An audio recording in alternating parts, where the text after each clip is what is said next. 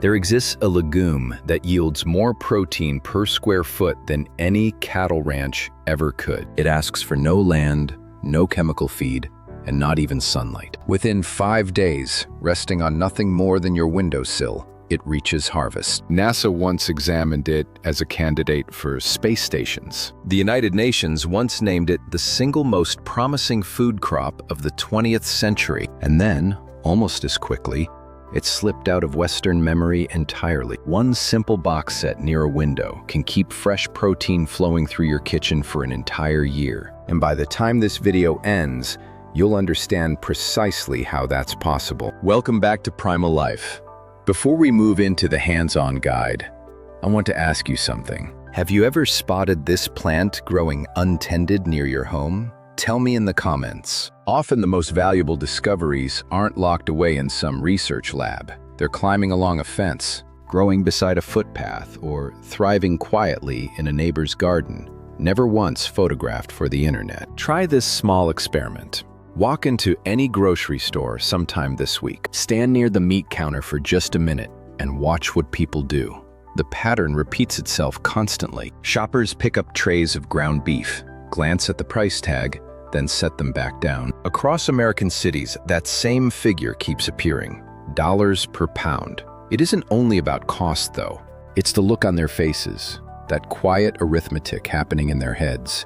Because protein has quietly become a luxury. Yet only a few blocks from that very store, someone is growing protein on a windowsill with no farmland, no livestock, no cold storage chain, nothing but a shallow tray and ordinary tap water. The plant behind this has a feature so unusual it sounds invented. Its pods carry 4 ridges running down their length, which is exactly why botanists gave it the name Psophocarpus tetragonolobus, commonly called the winged bean. Across the Philippines, farmers know it under regional names that shift from one province to the next. Throughout Indonesia and the rest of Asia, it shows up in local markets under still other names. In Papua New Guinea, where people have cultivated it for over 2,000 years, it carries dozens of names, each one carrying generations of recipes, soil knowledge, and survival wisdom. The West may have let it fade from view, but scientists never fully abandoned it. Back in 1975, the National Academy of Sciences convened a panel of agricultural researchers in Washington, D.C. Their mission was clear: identify underutilized tropical plants with real promise. After reviewing hundreds of options, they singled out the winged bean for closer study. The resulting report, released in 1981, used language unusually bold for a scientific publication. They described it as a supermarket growing on a single stalk. That description has stuck around because nearly every component of this plant can be eaten. Young pods taste much like green beans. Mature seeds carry protein levels that match soybeans. The leaves offer nutrition on par with spinach. Even the flowers are edible. And the part almost no Westerner ever sees, the tubers hidden beneath the soil, can reach a protein concentration of 20%. Compare that to ordinary potatoes, which hover around 5%. For an equal weight of harvest, the winged bean's tuber delivers 4 times the protein of a standard root vegetable. But the seed itself is where the real story lives. Studies published in food science journals have recorded protein concentrations in the winged bean seed ranging from 29 to 42%, depending on the variety grown. Beef, measured by dry weight, sits at roughly 26%. The idea that a plant seed could rival, even surpass animal muscle in raw protein density should have sparked a global shift. It didn't. Why not? Because this plant carries another trait that makes it even more threatening to industrial agriculture. It's a legume capable of fixing nitrogen. Inside its root system, it forms nodules housing bacteria that pull nitrogen straight from the air and convert it into usable nourishment. In plain terms, the winged bean feeds itself. Less reliance on synthetic fertilizer, less dependence on industrial supply chains, fewer repeat purchases, and a crop that simply needs less from the outside world. It is, quite simply, not the kind of crop anyone in the agribusiness world is rushing to put on shelves. Throughout the 1980s, agricultural research stations across tropical regions launched genuine efforts around it. Centers across Asia bred improved strains. Stations in Nigeria and India trialed new growing techniques. International agricultural bodies promoted the winged bean as a serious answer for boosting protein access in places where meat remained costly or scarce. For a brief window, it looked as though this crop might reshape global protein supply. Then enthusiasm cooled. Funding shifted elsewhere. Programs closed their doors. Research attention moved on to other priorities, and the winged bean settled back into the regions where it had quietly persisted all along. Throughout Southeast Asia, people kept growing it just as they always had, in backyards, home gardens, and neighborhood markets. The revolution that seemed within reach never spread to the farmlands of Europe or North America. And that outcome owes far more to economics than to anything biological. In tropical climates, the winged bean can grow almost as a perennial. Plant it once, and it returns season after season. It generates part of its own soil fertility and, once established, needs little outside support. Every one of those traits makes it priceless for food security, and at the same time makes it deeply unappealing to an agricultural economy that depends on continuous sales of seed, fertilizer, and chemical inputs. Here's the part almost nobody bothers to tell you. You don't need a tropical farm to unlock the best of this bean. You don't need soil, you don't need open fields. In fact, for the most efficient home version, you don't even need direct sunlight. All you need is an understanding of germination, because the real secret isn't only in the plant itself, it's in what unfolds the moment a seed wakes up. When a seed begins to germinate, its internal chemistry shifts entirely. Dormant enzymes spring into action. Starches convert into simple sugars. Proteins become easier for the body to break down. Vitamins form from earlier building blocks. The seed stops behaving like a storage vessel and transforms into a living, growing system. Research in food chemistry journals has tracked these changes with hard numbers. Trypsin inhibitors, compounds that block protein digestion and act as a natural seed defense, can fall sharply during sprouting, sometimes by 60 to 80%, depending on conditions and timing. That defense makes sense while the seed sits dormant trying to survive. But once it sprouts, growth becomes the priority, and that chemical shield switches off. Vitamin C tells an even stranger story. Dry seeds barely contain any. Yet, after several days of sprouting, levels can climb dramatically, with winged bean sprouts showing sharp increases by around day 5 under the right conditions.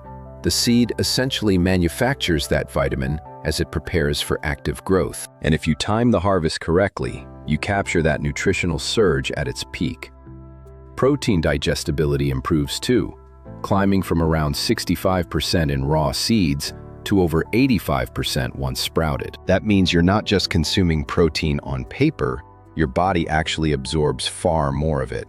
Sprouting essentially handles part of the digestive work before the food even reaches your plate. And here lies the critical window, the moment of peak density, sitting between day 4 and day 5. By then, the cotyledons, those first 2 structures pushing out from the seed, have fully expanded. They still hold the seed's original nutritional reserves, now enhanced by the enzymatic changes germination triggers, and the plant hasn't yet redirected much energy into long stems or extensive roots. Day 4 to 5 tends to be the sweet spot for both texture and nutritional value per volume. Now let's walk through the actual method, something you can complete in about 5 minutes using ordinary kitchen tools. Start by sourcing seeds. Many Asian grocery stores sell the winged bean dried, sometimes labeled as goa bean or asparagus pea. Online retailers and seed exchange communities also carry untreated seeds meant specifically for sprouting. A kilogram typically costs very little next to animal protein and can fuel dozens of harvest cycles. You're not buying a single meal, you're buying an ongoing supply. Next, give the seeds a quick once-over. Toss out anything cracked, unusually dark, moldy, or visibly damaged, since compromised seeds invite fungal growth. This check takes barely 30 seconds and can spare you an entire failed batch later. Then soak them. Place the seeds in a glass jar or bowl and cover with room temperature water, using roughly 3 times the volume of water to seed, since they'll swell considerably. Seeds left only partially submerged sprout unevenly, raising the risk of odor and mold. Let them soak somewhere between 12 and 24 hours, a range that genuinely matters, since shorter soaking weakens germination, while longer soaking invites bacteria. After that, drain completely, rinse with clean water, and drain again. The one unbreakable rule: never let water pool at the bottom. Use a container with proper drainage, whether that's a dedicated sprouting tray, a perforated window box, a cloth-lined colander, or any vented tray, since drainage matters far more than the container type itself. Standing water creates ideal conditions for mold. Position the container away from direct light. Sprouts actually thrive better in indirect light or shade, since direct sunlight heats the seed mass, accelerates bacterial activity, and can leave the sprouts tasting bitter. A countertop away from the window works fine, as does a cabinet left slightly open. Rinse the seeds twice daily, once in the morning and once at night, always with room temperature water. Shake the container gently so every seed gets wet, then drain thoroughly. Each rinse clears away metabolic waste and reintroduces oxygen. Skip this step, and you'll quickly end up with a batch that smells off. Watch the temperature closely, since germination speed shifts dramatically with climate. Somewhere between 20 and 30 degrees Celsius is generally ideal. Cooler than that and growth slows. Warmer than that and contamination risk climbs. Most households drift into that range at some point each day. If your kitchen turns sweltering in summer, find a cooler corner. If winter chills everything down, steer clear of icy windowsills and locate a milder spot. Pay attention to the visible markers, since they put you in control of timing. By day 2, root tips begin pushing out from the seed. By day 3, those roots lengthen as the cotyledons start separating. By day 4, the cotyledons widen and shift toward a pale green or yellowish hue. By day 5, expansion peaks just before the stem starts elongating and pulling energy away. Harvest by snipping the sprouts near their base, or lift the entire growing mat if you used a tray. Rinse what you've harvested, drain it well, and store it in the fridge inside a container lined with a paper towel to soak up extra moisture. Stored properly, sprouts stay fresh for 5 to 7 days, though flavor and texture peak within the first 48 hours. Here's the move that turns this into a continuous cycle. Begin your next batch the same day you harvest. Keep 2 containers rotating, and you'll have fresh protein on hand at all times. Just 5 minutes of daily effort, with no seasonal limits, no climate dependency, and no waiting around for meat prices to drop. Now let's run the numbers, because this is where the idea becomes a true system. A standard 12-inch window box over one 5-day cycle can yield sprouts equivalent to roughly 100 grams of dry matter under reasonable conditions. Assuming a protein content near 35%, that's 35 grams of protein per cycle. Run 6 cycles a month and you're past 200 grams. Over a full year, that single window can produce more than 2 kilograms of protein. Now compare that to beef. Producing 2 kilograms of protein from cattle requires raising an animal for 18 to 24 months. That animal consumes tons of feed, much of it grain humans could have eaten directly. It demands water, grazing land, veterinary attention, transport, processing facilities, refrigeration, and distribution networks. Your windowsill box demands tap water, a container, and a bit of daily discipline. The contrast isn't merely logistical, it's structural. Meat production leans on systems that fracture easily: fuel costs, cold chain transport, feed pricing, and overall availability. Home sprouting, by contrast, relies on something that almost never disappears, even during a crisis: water and time. Hold on to seeds and you're holding a protein reserve.